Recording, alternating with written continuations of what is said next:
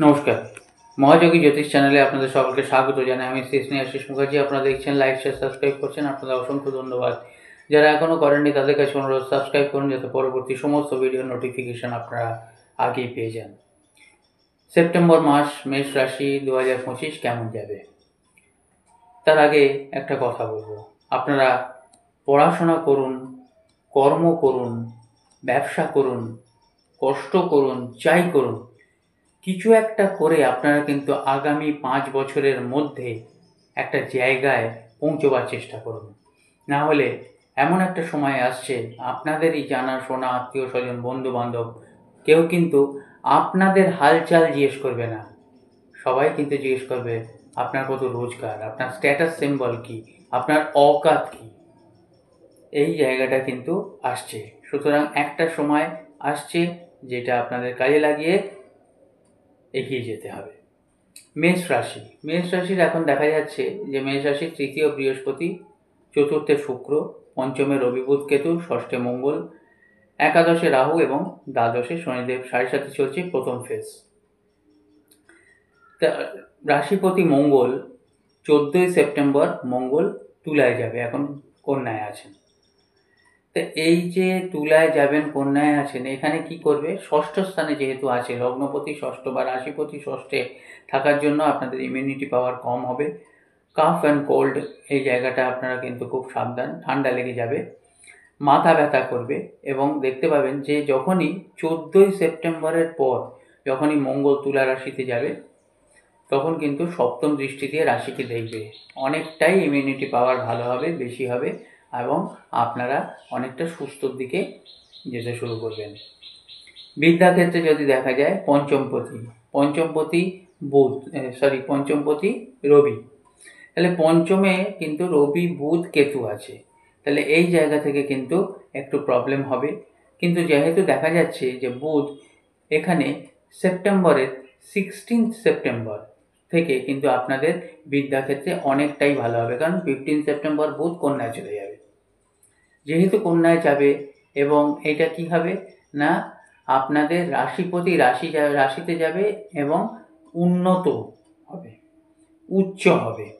পঞ্চমপতি রবি এবং পঞ্চম থেকে ষষ্ঠে যাবে গেলেও সেখানে কিন্তু যেহেতু 15 সেপ্টেম্বরের পর বুধ কন্যায় যাচ্ছে, আপনাদের অনেকটাই বিদ্যাক্ষেত্রে ভালো হবে, এবং তখন আপনারা পরীক্ষা দিন বা অ্যাডমিশন দিন, অনেকটাই কিন্তু ভালো হবে। কিন্তু এখন ইদানিং যেটা সময়টা যাচ্ছে, সেই সময়টা কিন্তু ইন জেনারেল, যেটা আমি সবসময় বলে থাকি, আপনাদের হরোস্কোপ, আপনাদের গ্রহ নক্ষত্র, আপনাদের কর্ম, আপনাদের বাস্তু সব কিছুর ওপর কিন্তু নির্ভর করে।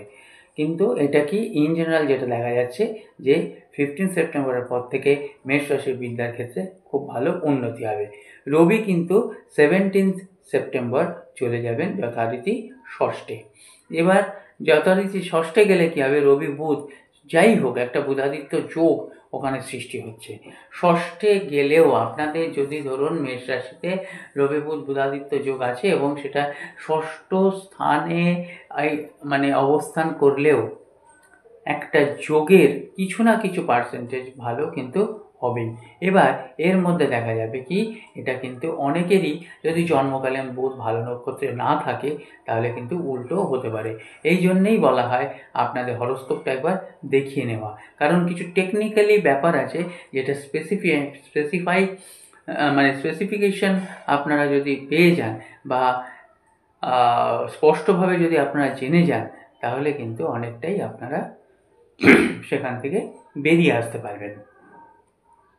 এখানে আমাদের জীবনে কিন্তু অনেক কিছুই ঘটে, কিন্তু আমরা স্পেসিফিক উত্তর চাই।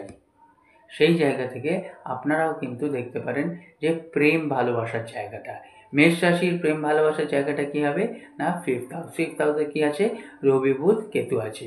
এই যে মঙ্গল ষষ্ঠে আছে, রবি মঙ্গল, এই যে এক দ্বাদশ এবং এক, কারণ কি মঙ্গলের দ্বাদশে রবি আছে। এবার রবির কি হচ্ছে না, দ্বিতীয় মঙ্গল আছে। এই জায়গায় কিন্তু আপনাদের মিসকমিউনিকেশন, মিসআন্ডারস্ট্যান্ডিং এগুলো হবে। এক অপোজিট দেখবেন আপনাদের ইগনোর করবে, কিছু কিছু সময় অ্যাডজাস্ট আপনাদের করতে হবে। যদি আপনারা অ্যাডজাস্ট করে নেন, ছোট ছোট বিষয়ে যদি আপনারা অ্যাগ্রেসিভ না হন, তাহলে কিন্তু অনেকটাই ভালো ফল হবে। 17ই সেপ্টেম্বর থেকে 27শে সেপ্টেম্বর মেষ রাশির বিষয়ে এই যে প্রেমের যে জায়গাটা, সেখানটা কিন্তু খুবই সাবধান। এরপর বিবাহ দেখতে গেলে দেখতে হবে মেষ রাশির সপ্তমপতি হচ্ছে শুক্র। সপ্তমপতি শুক্র কোথায় যাবে না 15 সেপ্টেম্বর শুক্র পঞ্চমে যাবে। এখন কর্কটে আছে চতুর্থে, পঞ্চমে যাবে। পঞ্চমে গেলে কিন্তু খুবই ভালো হবে, প্রচণ্ড ভালো হবে আপনাদের বিবাহিত জীবন। তার আগে কি দেখা যাচ্ছে যে হঠাৎ করে ছোট ছোট বিষয়ে কোনো প্রবলেম, কোনো মিসআন্ডারস্ট্যান্ডিং, কোনো তৃতীয় ব্যক্তির আগমন, এগুলো কিন্তু দেখাই যাচ্ছে। এছাড়াও আপনাদের যেটা লক্ষ্য করা যায় যে আপনারা অনেক কিছু জিনিস কিনতে পারেন, অনেক কিছু নতুন জায়গায় ইনভেস্ট করতে পারেন, অনেক ভালোভাবে কিন্তু আপনারা একটা প্ল্যানিং বা প্রোগ্রাম করতেই পারেন। কিন্তু দেখতে হবে আপনাদের যেহেতু সপ্তম স্থানে কি হচ্ছে না শুক্র, সেই শুক্র কোথায় যাবে, রবির ঘরে যাবে। পঞ্চমে গেলেও রবির ঘর কিন্তু শুক্রের জন্য ভালো না, সেটা আবার সপ্তমের একাদশ। সুতরাং আপনারা খুব বুঝে শুনে চলবেন। যদি ইগো, সেন্টিমেন্ট, এই সমস্ত কারণে যদি আপনাদের ভেতরে কোনো দৃষ্টিভঙ্গির বিপর্যয় ঘটে, তাহলে কিন্তু ঠিক হবে না। এবার ভাগ্য, কেরিয়ার, বিজনেস দেখতে গেলে দেখা যাবে যে নবম স্থান হচ্ছে ভাগ্য। নবম স্থানে কি হবে না বৃহস্পতির সপ্তম দৃষ্টি আছে, ধনুরাশিতে বৃহস্পতির সপ্তম দৃষ্টি আছে। 14ই সেপ্টেম্বরের পর আরও ভালো হবে।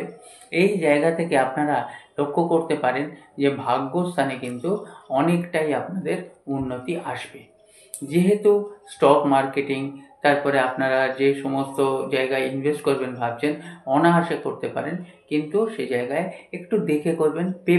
পেপারসগুলো কিন্তু সাবধান, কারণ বুধ কেতুর সঙ্গে আছে। পেপারসে কিন্তু খুব ভালোভাবে আপনাদের মন দিতে হবে।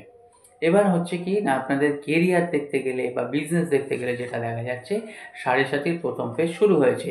ফরেন কানেকশন আসবে, এমএনসিতে যারা কাজ করছেন তারা অনেকটাই ভালো থাকবেন। কিন্তু শনিদেব যদি এখানে খারাপ হয়, তাহলে কিন্তু রেজাল্টের একটু কিন্তু তারতম্য ঘটবে। এছাড়াও একটা জিনিস কি, যে সব সময় জানবেন এই নক্ষত্র, আমি আগেও একবার বলেছিলাম যে মেষ রাশিতে 1, 2, 3 আছে, অশ্বিনী, ভরণী, কৃত্তিকা, এই যে কেতু, শুক্র এবং রবি। সুতরাং এই নক্ষত্র অনুযায়ী কিন্তু অনেকটাই বিচার ডিফার করে। যাদের রাশি লগ্ন জানা নেই, যাদের জন্ম তারিখ, জন্ম সময় জানা নেই, তারাও যোগাযোগ করতে পারেন। তাদের সংখ্যাতত্ত্ব হোক বা সামুদ্রিক শাস্ত্র হোক, অনেকভাবেই কিন্তু বিচার করা যায়। এটা নয় যে তারা বিচার পাবেন না। অনেকেই প্রশ্ন করেন আমার তো কিছু নেই, বিচার কী হবে? নিশ্চয়ই হবে। হস্তরেখা আছে, সংখ্যাতত্ত্ব আছে, সামুদ্রিক শাস্ত্র আছে, অনেক কিছু আছে। এবং আরও মানে রিসার্চ করে যেটা দেখা গেছে যে দেখুন, সবাইয়েরই একটা জন্মেছেন যখন একটা ভাগ্য আছে, সেই ভাগ্য বিচার করতে গেলে শুধু যে একটা পদ্ধতি হয় বা সেটা যদি কারোর না থাকে সে যে একেবারে কিছুই পাবে না, এটা নয়। আপনারা অনলাইন অফলাইন কনসালটেন্সির জন্য যোগাযোগ করতে পারেন। আর একটা দারুণ সুযোগ সেপ্টেম্বর মাস থেকে আসছে, 15ই সেপ্টেম্বর থেকে আপনার ভিডিও দেখতে থাকুন। এর মধ্যে আপনারা নিশ্চয়ই জানতে পারবেন।